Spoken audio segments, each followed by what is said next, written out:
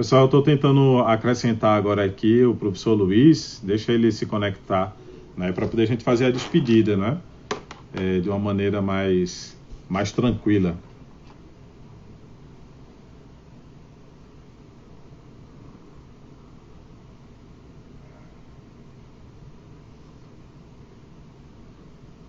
Agora.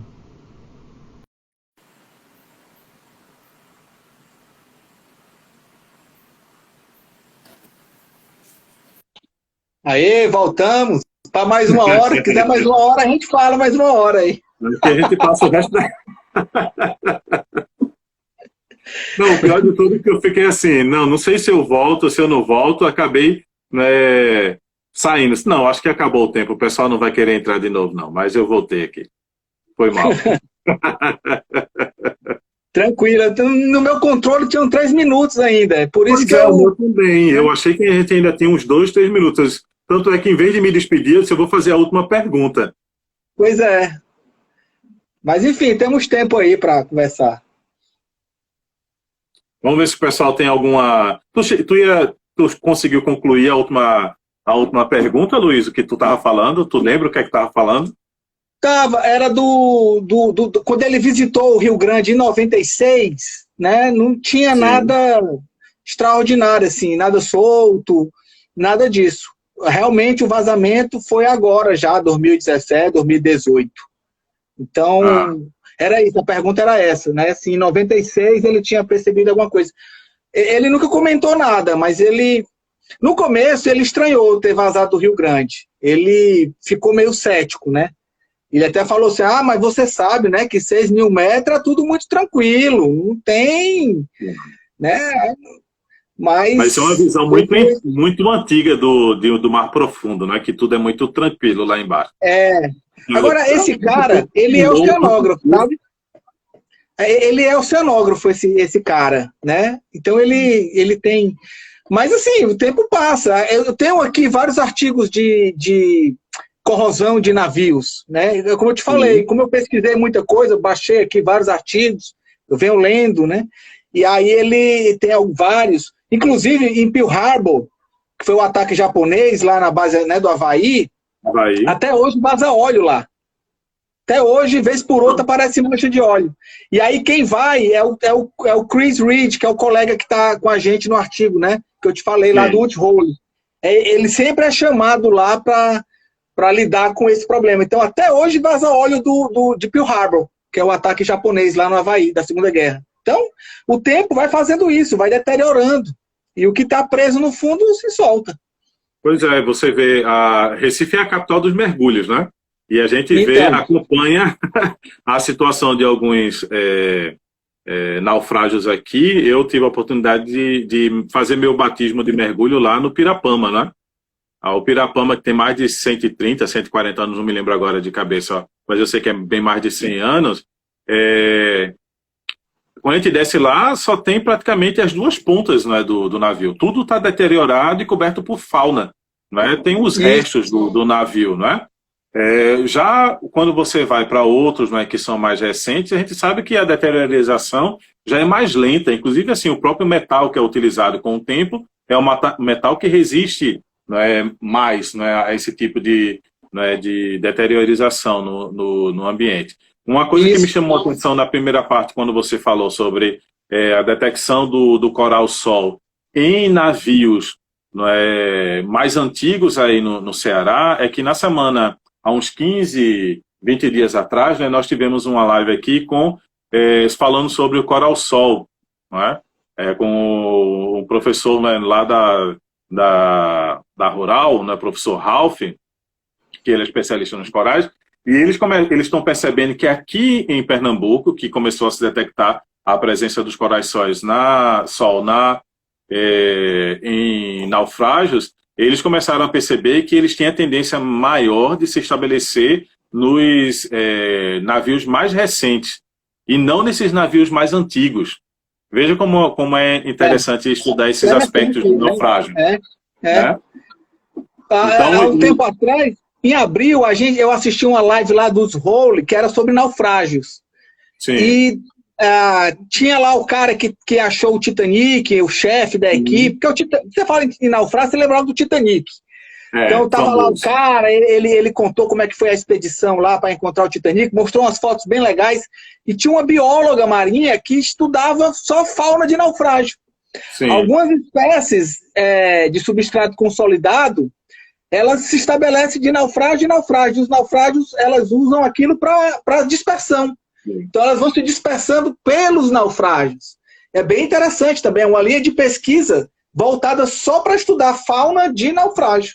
Era bem legal. Ela mostrava que alguns navios, aí tem navios icônicos lá nos Estados Unidos, que algumas anêmonas, elas só ficavam nas partes mais altas do naufrágio, não ficavam muito embaixo. Para justamente a dispersão larval, para facilitar a dispersão larval ali, era bem legal. Então existia até um zoneamento. Se você for ver dentro do próprio navio, do naufrágio em si, aqui tem um zoneamento, né? É bem interessante isso. É bem legal. É uma linha de pesquisa totalmente nova para nós, né? Esse tipo de linha de pesquisa o pessoal faz, por exemplo, como é que se dispersa uma comunidade de uma fonte hidrotermal mais profundo ou uma exudação fria, né? Ou de carcaça de baleia, né? Que tem uma fauna bem específica lá no ambiente profundo. Então, assim, esse tipo de estudo se aplica aos naufrágios também, né? Porque é um substrato difícil, né? Ter no mar profundo, que é um substrato consolidado, tendo lá um substrato consolidado, a gente tem uma fauna, não é, que vai pegando carona, não é, nesse substrato para poder se desenvolver. Outro aspecto interessante, né, um aspecto interessante é que talvez a gente possa comentar isso de uma forma para o pessoal que está assistindo, né, que eu acho que se criou uma vertente, né, de pensamentos há já algum tempo atrás, de que os naufrágios ou recifes artificiais são importantes, não é? Porque trazem uma fauna diversificada para aquele local. E outra coisa que eu aprendi recentemente, né, com o pessoal que tem estudado, acompanhado melhor esses sistemas naturais e artificiais, é que, na verdade, muitas vezes, esses sistemas artificiais, eles roubam fauna, né, de outro local. Não é que simplesmente se estabelece uma fauna nova da larva, cheio de peixe. Na verdade, às vezes, o peixe ele só sai de um canto para o outro, né? Então, não há um acréscimo de biodiversidade. Eu acho que não deve haver um incentivo para esse tipo de situação, né? Fora todo o risco que a gente está vendo aqui. Uma coisa interessante que perguntaram também numa época, acho que foi na live que a gente fez do Labomar, era se os fardos poderiam também transportar espécies invasoras. Sim. Foi bem interessante a pergunta, né? Aí eu acabei de descobrir que tem um botão que vira a câmera, então eu vou mostrar para vocês um slide sem fazer aquele exercício de virar o celular, eu descobri aqui agora. Então, isso aqui, gente, é a lepa, né? Para quem não conhece, mas a maioria conhece, que eu encontrei. E quem identificou foi o Felipe. A espécie, eu esqueci de mencionar, é a lepa zanatífera. Sim, bem conhecida mesmo. O Felipe identificou, fez a foto, e aqui é um fardo boiando. Agora, sim, eu nunca encontrei nada de espécie invasora. Esses fardos, geralmente, eles não têm muita coisa incrustada, não. Esse aqui estava interessante porque tinha essas lepas até vivas ainda, com a conchinha fechada e tal. Mas a maioria que eu encontro, assim, não tem muita coisa, não. Não, talvez seja até pelo fato quando a gente recupera esse fardo, não é? Se você recupera na própria areia da praia, né, a fauna pode ter simplesmente morrido, né? Porque eles podem também dar carona a uma fauna que usa esses objetos flutuantes como rafting, né? Exatamente, então, foi a pergunta exatamente que fizeram. No caso, a lepa, ela é cosmopolita, então sim, não tinha muito problema. Foi a única que eu encontrei. Os fardos que eu encontro, que o pessoal leva lá para o Labomar, o pessoal passou a despejar lá, o pessoal liga, né? Encontrei aqui, eu posso levar, traz. Não tem nada. Ou quando tem, são só as conchas das cracas, né? Só os restos. Nunca encontrei também nenhum outro tipo de fauna. Anfípoda, nunca encontrei. Porque geralmente, como fica na praia, fica bolando ali, né? Eles pulam fora, né? Ou pulam fora ou simplesmente morrem. ou morre, porque fica ali exposto. Mas é impressionante. Perguntaram também uma época assim, a quantidade. A gente estima que entre 200 chegaram. A gente não tem um número preciso disso, mas talvez uns 200 fardos tenham chegado aí ao longo da costa do Nordeste. Desde a Bahia. Isso em 2018. 2018. Em torno de 200 ali é o que a gente estima, assim, por cima. Mas não existe nenhuma contabilidade, assim, de quantos exatamente. Ninguém parou para contar. As prefeituras geralmente não recolhem, fica lá na praia, né? Então vai. Eu mesmo fiz uma viagem de campo, aí quando eu chego na praia tá o fardo lá, é impressionante, né?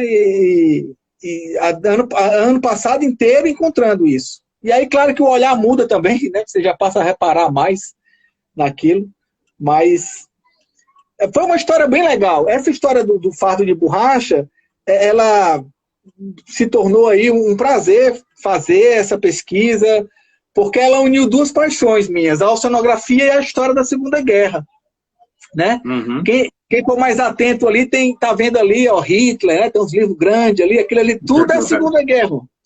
Né? Então, foi um prazer fazer essa pesquisa, porque ela uniu essas duas paixões, assim. A Segunda Guerra Mundial, a história da Segunda Guerra Mundial e a oceanografia. Sim. E a questão ambiental, claro, a gente ampliou isso para o risco dos naufrágios, junto com a questão do óleo. Então, foi um prazer enorme fazer essa pesquisa, né? Enorme meu. Eu já fiz até live aí num grupo de estudo sobre a Segunda Guerra, que eu participo aqui. O pessoal já pediu uma live para falar dos fardos, aí a gente já puxa mais para a guerra, né? Então, o norte da África. Eu até sempre gosto de falar, falei aqui, né? Ivan Rommel e tal, ali, enfim. E as bases no Nordeste do Brasil, né? Que conta, é parte da nossa história, inclusive está no nosso vocabulário. Aqui no Ceará, nós herdamos muitas palavras dessa época. Não lembro se em Recife vocês usam, mas aqui a gente usa espilicute. Quando a menina é bonitinha, meio amostrada, que vem da época que eles diziam, que os soldados diziam que as meninas eram spirit cute. E a moça é muito, né, legal, spirit cute. Chegou a minha assistente aqui de palco.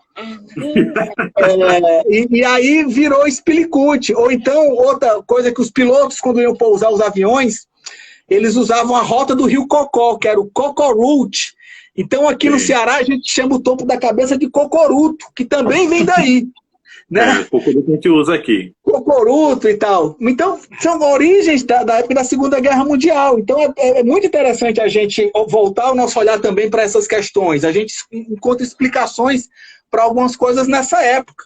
E interessante também, rapidamente, que os americanos, quando foram instalar as bases aqui, eles fizeram uma grande obra sanitária, erradicaram a malária do Nordeste do Brasil para poder os soldados virem com segurança. Então teve toda uma preparação. E também interessante que se Getúlio Vargas não se alinhasse com os Estados Unidos tinham um plano de invasão do Nordeste do Brasil, que era a Operação Borracha. Eles iam invadir o Nordeste do Brasil porque eles queriam garantir esse trampolim, né, essa passagem para o norte da África. E o governo brasileiro, no começo, ele flertou muito com o nazismo ali. Plínio Salgado, aquela turma ali, os integralistas, eles flertaram um pouco com o eixo. Depois o Brasil virou ali para o lado dos aliados, mais especificamente para os americanos, né? Inclusive o Roosevelt, engraçado, mais uma curiosidade. O Roosevelt, que era o presidente americano na época, ele veio se encontrar com o Getúlio Vargas em Parnamirim, que foi a Conferência de Parnamirim. Ele estava em Casablanca, na Conferência de Casablanca, tem o filme Casablanca, né? Lawrence da Arábia, né? Ele veio de Casablanca para Natal, só que o Getúlio Vargas chegou antes do Roosevelt. E o Getúlio Vargas ficou hospedado no cruzador Jouet, que foi um dos cruzadores que naufragaram o Rio Grande. Então tá tudo ali muito interligado, né? Quando você começa a aprofundar, você vai achando... nesse navio, viu? Você vai achando... E deixa eu indicar também outro livro aqui, esse aqui é legal. Só sobre os naufrágios do Atlântico Sul, Torpedo. Conta toda a história de todos os naufrágios aqui do Atlântico Sul, mas mais os navios brasileiros, porque os submarinos alemães naufragaram os navios brasileiros, de passageiros, né? O que forçou o Brasil a entrar na guerra. Ah, legal. Muito bom. Eu fiz aqui, se alguém tem alguma pergunta, a Débora está perguntando quando é que vai ter a próxima live, aí a gente vai ter que marcar o assunto. Tem que ser live de 3 horas aí. Mas é porque, assim, eu já falo muito, e um assunto desse que me empolgou, me empolga até hoje falar sobre essa questão. Mas, assim, o recado que eu gosto de dar sobre isso é essa questão da interdisciplinaridade, né? Como é importante a gente trabalhar junto, porque essa pesquisa dos fardos uniu ali um pouco da química com a questão do óleo, com o colega do óleo, o professor Rivelino, o professor Carlos Teixeira, que foi quem realmente encontrou. A gente brinca que ele é o pai da criança e eu sou a mãe. Porque, assim, a gente é E a questão histórica. E aí foi muito fácil para mim, porque como eu já tinha essa paixão pela Segunda Guerra, então, para mim, fazer essa pesquisa foi rápida, foi prazerosa, né? E aí a gente conseguiu unir todas essas questões aí de oceanografia física, de história, de biologia com as cracas, da questão ambiental. Então, é um prazer falar sobre essas caixas, que para muita gente ainda são misteriosas, né? Pessoal, e o pessoal Mas chama de caixa, ó, né? esquenta a live e esquenta a matéria também. Vocês dizem, ó, fardo de emborrachado, o povo não vai estar muito interessado em ouvir, não. Então, você tem que... Caixa misteriosa. Inclusive, era engraçado, na época que saiu na imprensa, bombou isso na imprensa, né? Aí eu ia ler os comentários das notícias, aí tinha assim, mas o que diabo é que tem dentro dessas caixas? O jornalista não diz o que tem dentro. Aí os comentários eram assim, o Mundial do Palmeiras, o Queiroz. Hoje estão dizendo que é a vacina. É a vacina, é a caixa de Pandora. Pelo amor de Deus, não abra essa caixa, que já tem pandemia, gafanhoto. Então, mas porque assim, quando você fala fardo, pouca gente até entende, né, o que é o fardo. E como ela tem esse aspecto quadrado, né, então acaba chamando de caixa. E outra coisa engraçada que também me vem à memória agora, assim, já quem está nesse bate-papo, quando elas começaram a aparecer, e aí ninguém sabia de onde era, a origem, isso lá em 2018. Sim. Imediatamente eu lembrei do Veneno da Lata, que quem conhece aí a música da Fernanda Abreu, tem a música, né, O Veneno da Lata. Todo mundo conhece a música, mas assim, algumas pessoas não sabem a origem disso.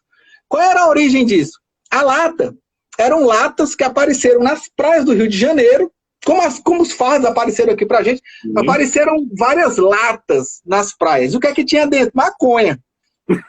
E era uma maconha que não é a cannabis sativa, é a cannabis índica, que os conhecedores dizem que é muito melhor. E aí virou o Verão da Lata. E a Fernanda Abreu, então, fez a música Veneno da Lata, né? E o Tim Maia, na época, ele tinha um apartamento na beira da praia e ele passava o dia inteiro com um binóculo, vigiando a praia, para quando aparecesse uma lata, ele mandava alguém ir lá. Isso está no livro do Nelson Motta, que fala da biografia dele. Então, assim, na hora que esses fardos apareceram, eu pensei assim, só falta estar cheio de maconha. Se tivesse, ia ser muita briga para conseguir pegar essas coisas. E eu imaginava também, assim, na hora, isso caiu de algum navio. Ou caiu, ou jogaram, né? Então, mas que vinha do fundo do mar, realmente eu não imaginava. E a própria Polícia Federal, na época, levantou... A linha de investigação foi atrás de algum navio que tenha se livrado disso. Sim, só para terminar de explicar, a tripulação... Passou ao largo lançando esse material. E assim, só para terminar, lá no Rio de Janeiro, as latas não foram lançadas porque a tripulação quis, não, era contrabando, obviamente, né?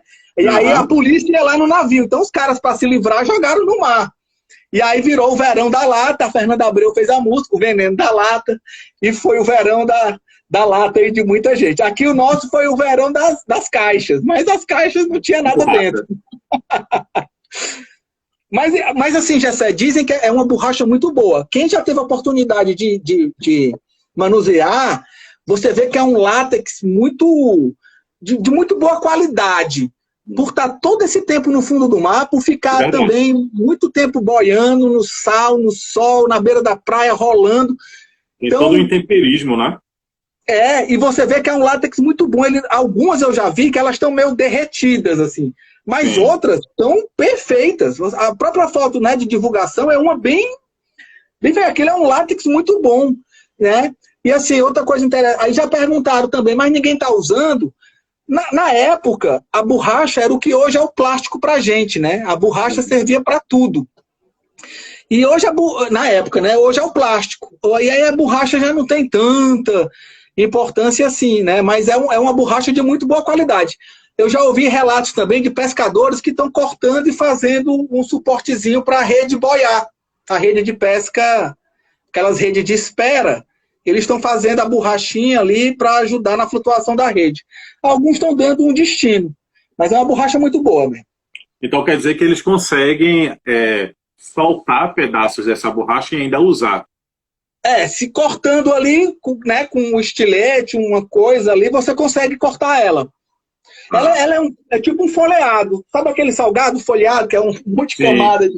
É aquilo, é uma borracha que é toda dobrada, prensada, com a capa por fora de borracha também. Então, quando você abre, ela é um folheado, né? E aí você vai encontrar algumas inscrições dentro, marcadas, e que são o nome das plantações. Se alguém abrir algum e encontrar, é o nome da plantação. Então, isso daí chama atenção para um outro aspecto também, que o fato dele ser um pacote não é dobrado, não é compacto, o efeito do próprio intemperismo lá embaixo, né, de pressão e tudo mais, deve ter sido menor para essa camada mais interna, né? Eu acho que esse efeito conservou mais ainda o material. Outro aspecto, Luiz, no aspecto químico, né, a látex é de origem vegetal, não é natural. Então, assim, a gente e o público que está ouvindo a gente aqui, também isso pelo menos nos consola em saber que não é um material potencialmente poluente, não é? Que não traz material assim de contaminação. Não sei se ele pode se degradar e de repente ser ingerido por algum organismo marinho. Também tem essa questão aí de alguma degradação. Como eu falei, né, ela causou 2 mortes. Foi um bug, né, no Rio Grande do Norte. Não eram turistas, eram trabalhadores de barracas de praia que estavam voltando para casa à noite. E aí o motorista não viu, bateu. As pessoas caíram do bug. Uma morreu na hora e a outra ainda foi para o hospital. Mas infelizmente não resistiu. Então, tem até um crime associado a isso. Ele tem um homicídio culposo aí. Mas, enfim, não tem como responsabilizar ninguém por isso. Não tem. Mas o perigo é esse, elas continuam na beira da praia. Então, as pessoas que fazem aí passeios de bug têm que ter essa atenção redobrada. E tem que cobrar das suas prefeituras aí que retirem, que dê uma destinação adequada. E assim, pelo que tu falou, é pesado. Então, assim, não é nem questão de a população conseguir tirar esse material com facilidade, né? Não tira, cara. Olha, eu manuseei uma dessas na época do documentário, os caras levaram para a praia, para filmar na praia, eu passei 2 dias com os braços doídos. Parece que tinha levado na sua. É porque ela é pesada e você não tem jeito para segurar ela. Isso são as maiores. Tem umas pequenas que ainda dá. Agora não tem muito apoio e tal, e a bicha é meio... Tem umas que é meio nojenta, você pega a borracha, tá meio grudenta, e você fica meio...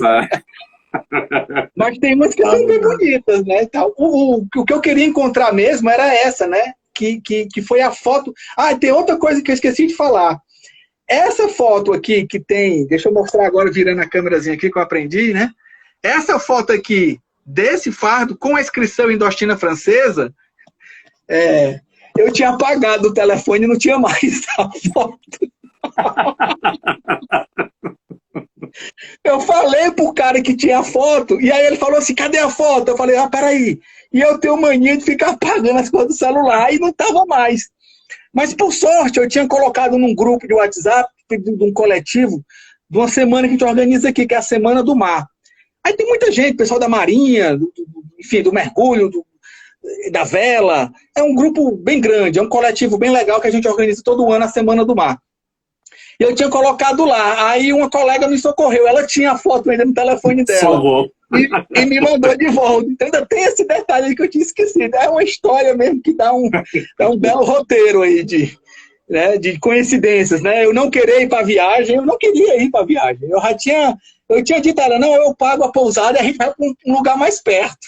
E ela, não, vamos, agora nós vamos, porque eu já paguei. Aí eu, né, não queria ter ido, fui, bati a foto, perdi a foto, mas deu certo, a gente achou a origem aí achamos o Rio Grande, né, e achamos a origem desses fardos. E um monte de história relacionada, né? E aí vem um monte de coisa junto, né? Então é bem legal, o artigo tá bem legal, a gente, claro, deu mais ênfase à questão dos naufrágios, né? A gente conta a história do fardo de borracha, fala do Iceu White, que é esse, né, desse petroleiro panamenho que está com óleo venezuelano. Eu ainda esqueci disso, não sei se eu falei, mas o Iceu White está com óleo venezuelano dentro dele. Né? Ele foi abastecido em Maracai, falei, né? Então a gente conta um pouco disso. A gente fala no artigo tanto dos fardos quanto do petroleiro americano, ou panamenho, né? Chama atenção para a presença dele, e, enfim, para a questão do óleo. Só me lembra um detalhe, esse Iceu White, a que profundidade que está? Ele está bem fundo, Jessé, ele está a 5 mil metros. 5 mil metros. Na altura ali de Sergipe. Mas essa modelagem, que eu estou até procurando agora aqui, essa modelagem, ela é com óleo saindo de 5 mil metros. Tá? Aí tem uma questão dos modelos, né? Tem uma questão dos modelos usados. Esse modelo para a plataforma já não funciona muito bem. Mas aí é a questão da sonografia física. Aí tem os modelos que eles usam. Sem contar que, assim, ele sobe rápido, mas tem a influência das camadas, né, de cada massa d'água que estão em direções opostas, né? Então você vê que dá uma bagunçada nessa dispersão aí. Não, outra coisa interessante, assim, na época, não sei se vocês lembram, mas o óleo, ele não era detectado por satélite, lembra disso? Porque ele era subsuperficial. Aí isso foi mais uma coisa que a gente atentou, porque assim, se ele vazar de 5 mil metros, ele realmente só vai subir muito longe do ponto. Muito depois, para discutir o ponto de onde ele saiu. Exatamente, e aí a gente achava assim, ele pode estar submergindo já perto da costa.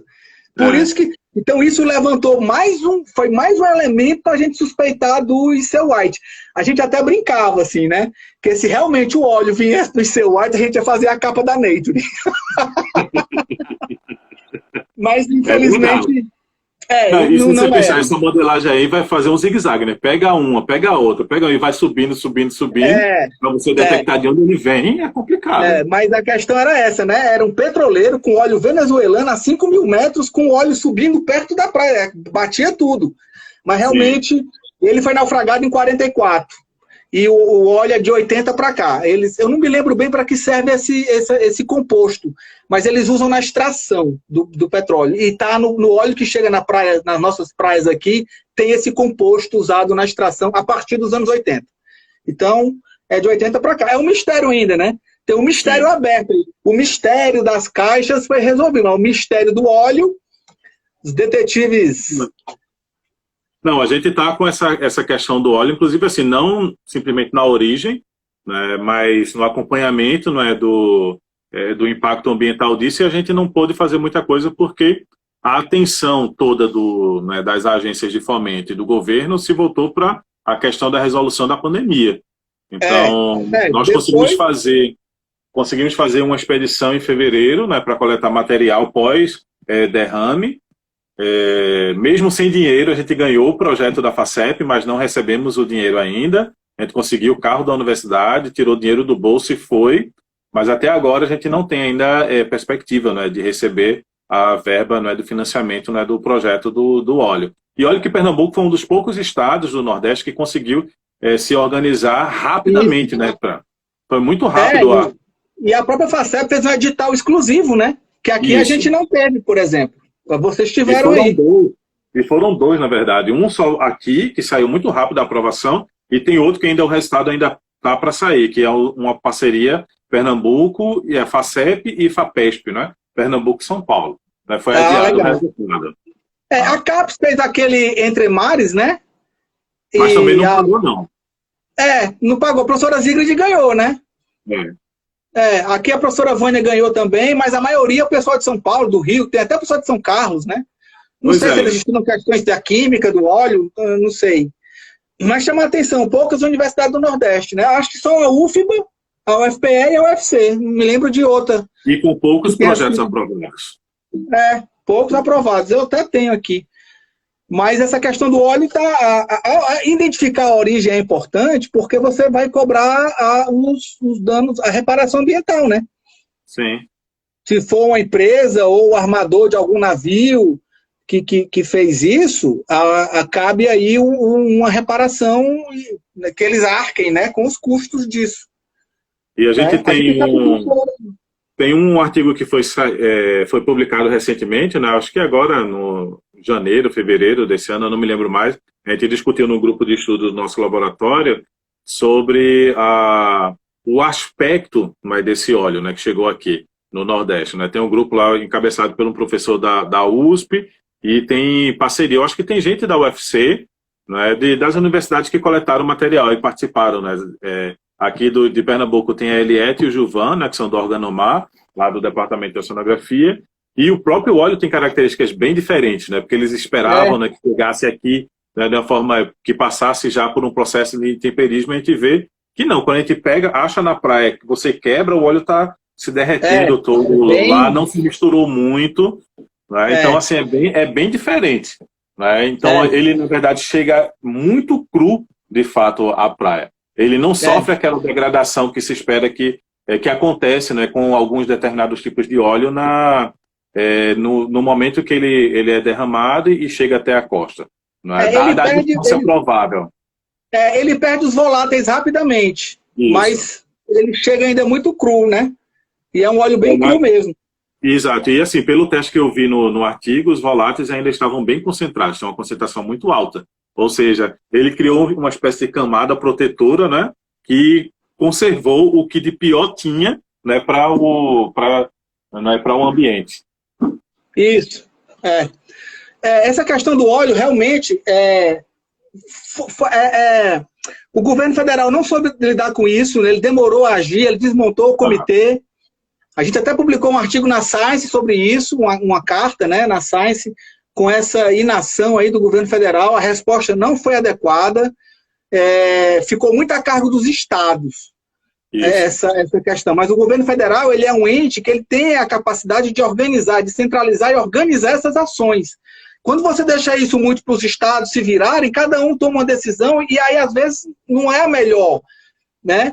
Para não dizer que não fez nada, teve o edital da CAPES, mas acho que os grupos de trabalho que foram criados também. Até aqui a professora Cristina Rocha participou de umas reuniões lá no Rio de Janeiro, mas eu nem sei como é que ficou essa questão aí dos IGTs, né? Que eles criaram aí, os IGTs. Sim. E assim, foi esquecido, né? A população retirou isso. Aqui a Capitania dos Portos fez um trabalho muito bom, a Marinha. Tinha um grupo, ainda tem um grupo do WhatsApp aqui, quando aparecia óleo, o comandante mandava uma equipe lá, pagava almoço para voluntário, EPI, limpavam a praia, mas a resposta era essa, de limpeza. Sim. A questão de você tentar controlar isso na origem, tentar descobrir, ficou ainda, teve aquela história dos navios gregos, mas não teve como comprovar, né, o Bubulina lá e o outro. Sim. E isso caiu no esquecimento. Obviamente que a pandemia, com toda a razão, aí deu uma cobertada, né? Uma coisa interessante aqui, Gessé, sobre o óleo ainda, é que o litoral oeste aqui do Ceará, oeste de Fortaleza, indo para o Piauí, ele é muito carbonático. Sim. O fundo, esse óleo, ele precipita com carbonato de cálcio. Então, quando ele apareceu de novo ali em janeiro, no começo do ano, ele apareceu de novo, a gente achava que era isso, que era óleo precipitado. E, inclusive, aí em Pernambuco, teve umas imagens de mergulhadores, né, com esse óleo no fundo. Lembra disso? Sim, então, isso aí, esse óleo... Por uma professora daqui do departamento. E ainda tem essa característica, né, de não ser um óleo que flutua, ele vai para o fundo. Ele afunda. Esse aparecimento agora, que está aparecendo de novo, pode ser essa remobilização do fundo, e aí, como o vento mudou e está trazendo agora, sopra, né, para cá, está trazendo isso para a praia. Eu acredito que esse novo aparecimento não é um derrame novo, ele é uma remobilização do fundo. E os fardos, a mesma coisa. Não são fardos novos que vazaram, né, uma nova quebra do navio e vazou o fardo novo. São os mesmos que ficam sendo retrabalhados. Vai de uma praia para outra, a maré, a onda joga, leva de volta e tem o transporte, né, costeiro. Então não acredito que sejam fardos novos, não acredito. é uma coisa que você falou aí, Luiz, é que isso a gente já estava prevendo como grupo de estudo aqui, de acompanhamento dessa questão do óleo, de fazer uma coleta justamente agora, nesse período, porque começando agora de junho até agosto, né, nós temos um período de muito vento, de muita chuva, né? Quem conhece as praias aqui do Nordeste, é um período difícil de você vai a Tamandaré e quer fazer uma coleta, os navios de pesca estão tudo na Bahia, né, protegido pelos recifes, porque ninguém sai, né? E o óleo, a gente espera que, por exemplo, em determinados lugares que tenham os recifes, eles ficaram atrás do recife, né? Eles afundaram lá. Então, agora, com a batida mais forte, né, de vento e tudo mais, você tem... e é a pior parte, porque não vai chegar com aquelas manchas muito grandes, vão soltar pedaços menores. Tem um comentário aqui do André, um abraço para o André, meu amigo da Petrobras, né? A Petrobras teve também um papel fundamental, inclusive aqui no Ceará, eu fui chamado, eu fui com a diretora do Labomar, com o secretário do Meio Ambiente, a gente foi no centro lá esqueci agora o nome, é um centro de desastre ambiental aqui da Petrobras, para ver lá uns bags que eles tinham para acumular esses óleos. Não. E aquelas boias foram instaladas aqui, aquelas boias de contenção. Eu estou até com a foto aqui, deixa eu mostrar aqui. Então foram instaladas essas boias aqui na foz de 2 rios, para proteger os manguezais. Isso tudo foi da Petrobras, a gente conseguiu lá nesse centro lá. É bem legal, é tudo muito bem preparado, lanchas, tem os caras... Porque é isso, né? O Brasil ele é o maior produtor de petróleo de água de mar profundo. Então ele tem que estar preparado para esse tipo de acidente mesmo, né? E aí a gente contou com total apoio da Petrobras aqui nessa contenção, nesse trabalho de limpeza e de contenção. Isso tudo foi doação, a Petrobras doou esse equipamento aí, essas boias, uns bags, lá tem um nome específico, não lembro agora, mas eu me lembro que eu fui no sábado à tarde, a gente foi lá para articular isso aí na Petrobras aqui, bem legal. Bem lembrado, André, valeu pela audiência também. Se vai ter livro aqui, né? Ah, sim, é o Luiz, é o Alexandre perguntando. Né? É o Alexandre, parla, Moisés. Pode ter, vamos ver. Não é o SEMPS, tem um nomezinho, é Centro tem um nome, é CAMB, uma coisa assim, é Centro de Prevenção de Desastres Ambientais, uma coisa assim, Centro de Prevenção de Desastres. Os caras têm tudo preparado, lancha, boia, é bem legal. Fui lá, foi um negócio fantástico, assim. Tudo pronto para ser acionado. É perto do porto ali, teve algum problema, os caras disparam aquilo para o mar, é rápido. É uma resposta bem rápida, é bem legal. Agora, não sei, Luiz. Fizeram simulação e tal. Tem o... Olha o tempo. Eu estou de olho aqui no tempo. Ainda tem dessa vez eu acho que a gente tem uns 20 minutos ainda. Uma coisa que a gente ficou muito surpreso aqui também é que essas boias de contenção, né, elas não foram tão efetivas em determinadas entradas de rio de maior volume, né? Ou quando estava com a maré alta, porque a onda levantava a boia e a massa de óleo, que era pesada, passava por baixo, não é? Então elas não funcionaram também muito bem. Então, assim, a gente mostra também que as agências estão mais preparadas para aquele óleo que fica realmente na superfície. Na superfície, total.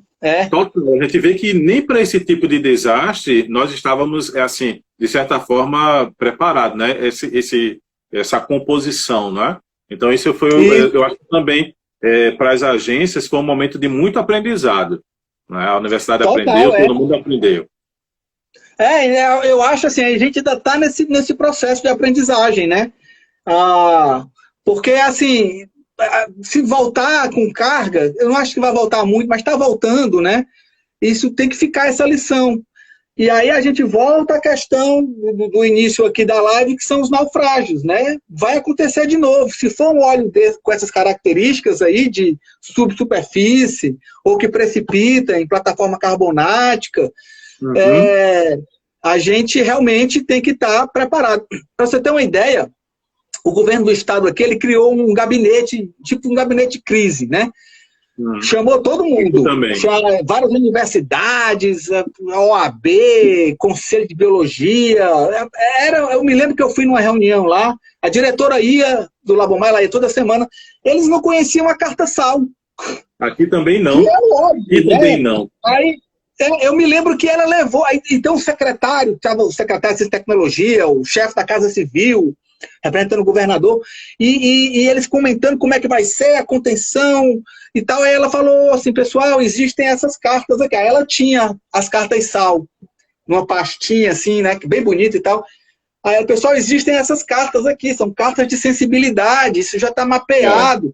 Eu me lembro que até aí em Pernambuco, quando eu terminei o doutorado, eu ganhei uma espécie de uma bolsa da BET para fazer um levantamento da fauna de crustáceos que ia compor a carta SAL aí de Pernambuco. Isso, e ficou de excelente qualidade as cartas SAL daqui de Pernambuco.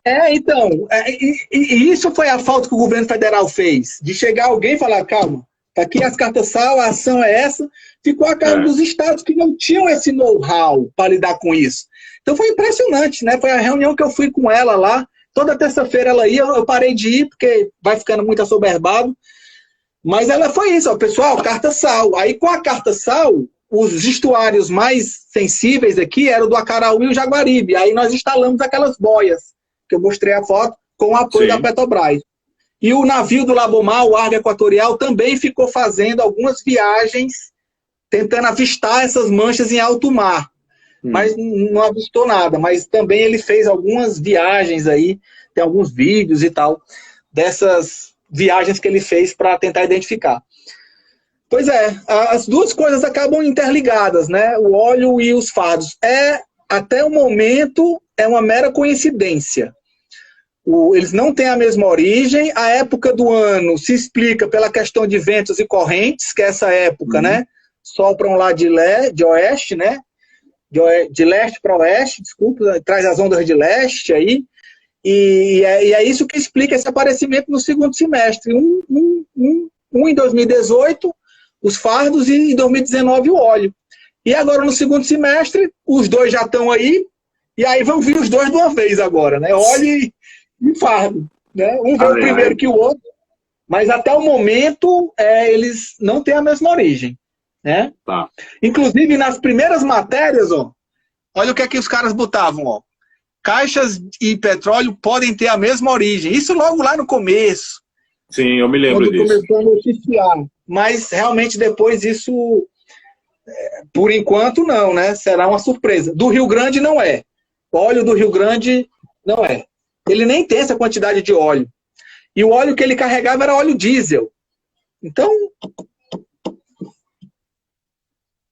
que era óleo para navegação. Deixa eu mostrar para vocês aqui, eu aprendi a usar a câmera, né? A virar a câmera. Esse aqui é o Omaha. Não, esse aqui é o cruzador Omaha, que é um dos que naufragou, e esse é o Destroyer Jouet. E esse aqui é o dicionário da Marinha Americana que conta a história do naufrágio. Dictionary of American Naval Fighting Ships. Alguém perguntou, né? É isso aí. Pois é legal. E tem o Burgerland também. O Burgerland, eu não sei se eu mostrei, né? Esse aqui é a modelagem do Burgerland, que é o outro navio com fardo. Não vazou dele, mas se vazar dele, vai chegar a caixa lá no Amapá. Então, se chegar a caixa no Amapá, fardo no Amapá, pode ser o Burgerland. Ou então alguma que vai na corrente, né? Mas... Sim. É provável. Então, pessoal, tem mais alguma pergunta? Que daqui eu não quero ser derrubado de novo pelo Instagram. Né? Tem mais alguma pergunta para a gente começar a encerrar aqui a live? Porque assunto não falta. Se a gente ficar conversando aqui, né, vai ficar até mais tarde. Né? Daqui a pouco a filha do Luiz chega aí também, a minha daqui a pouco bate aqui na porta.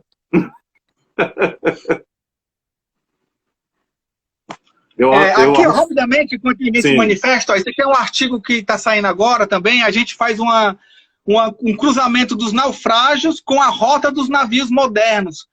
Se eles trouxerem espécies invasoras, eles estão passando bem em cima de alguns naufrágios. Ó, né? Naufrágios, e aí eles podem estar, então, recebendo essas espécies invasoras. Então isso é um artigo também que vai sair agora, tá? Aqui para o Ceará, né? Sim. A gente está casando a rota dos navios com a presença dos naufrágios e aí com essa questão das espécies invasoras. Perfeito. Que eles seriam, para o coral-sol, né? Eles seriam um trampolim aí para o coral-sol. E aí tem essa artezinha aí que ficou bem legal do navio, do naufrágio, empurrando aí o coral-sol para frente. Trampolim. Que é o que ele gosta de fazer, né? Encontrar no meio do caminho o substrato duro, né? Para se estabelecer.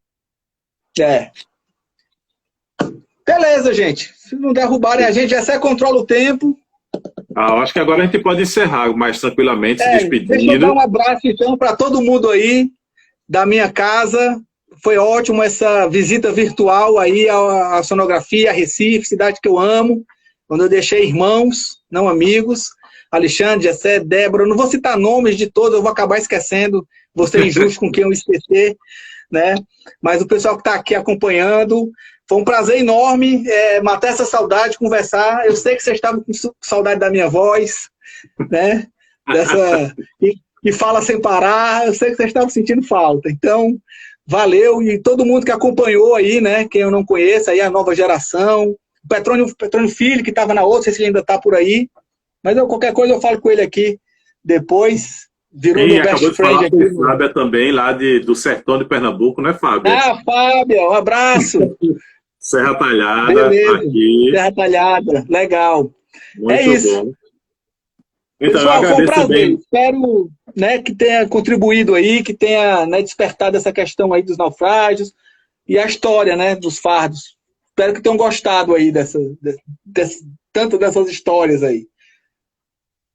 Ok, Luiz. Muito obrigado também por ter aceitado, né, o convite, né, para participar desse momento aqui com a gente, já que a pandemia trouxe, né, nos empurrou, né, para as lives, e foi um momento que eu acho que algo que veio para ficar, que é super importante, né?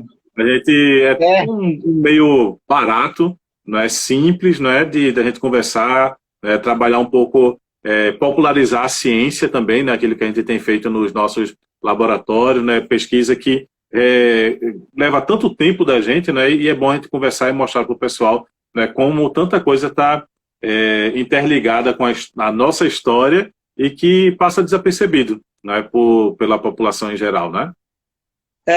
Total, gente. É isso mesmo. Eu até fiz no Instagram, não tinha. Eu fiz só para isso. Beleza, então é isso. Valeu, beleza, gente. Luiz, Foi um prazer. se cuidem. Fiquem em casa. É isso aí, fiquem em casa. Tchau, tchau. Valeu.